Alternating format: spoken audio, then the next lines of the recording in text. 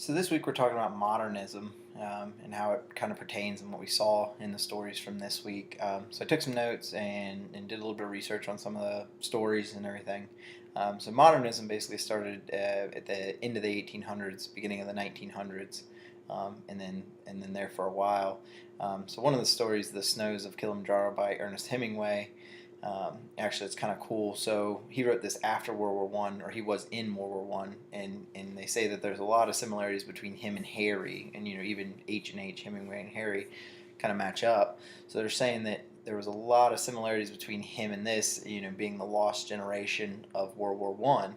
That they were wounded in combat, and they saw all these horrors of war, and then they came back, and then they didn't really know what to do with their lives. And like in the story, Harry, kind of gets with this very rich woman, and he just kind of floats along his life and never really does anything with his life, and then he dies from gangrene in Africa in the plains. Um, and then also to the modernist, I guess, view or what they were actually doing was they were kind of looking at stuff the way it was and looking at the way it should be, or like kind of getting away from the way it was at one time. Um, so I thought it was kind of cool in the barn burning story by Faulkner. That the way the fires burn and the fire throughout kind of shows that, like, getting rid of the old almost, and then kind of coming into the new, where the fire represents destroying the past or destroying, in this case, Snope had all this anger, and he was kind of, using the fire as a tool to get rid of these bad things or things that he thought were bad in his life, and he kind of got rid of them or used them as a tool to destroy things.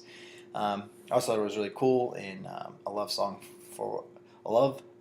of Alfred, that Prufrock, I'll say, ends by saying, about comparing himself to Shakespeare or Hamlet more than anything. I believe one of the lines actually says, to swell a progress, start a scene or two, referring to him being an attendant lord.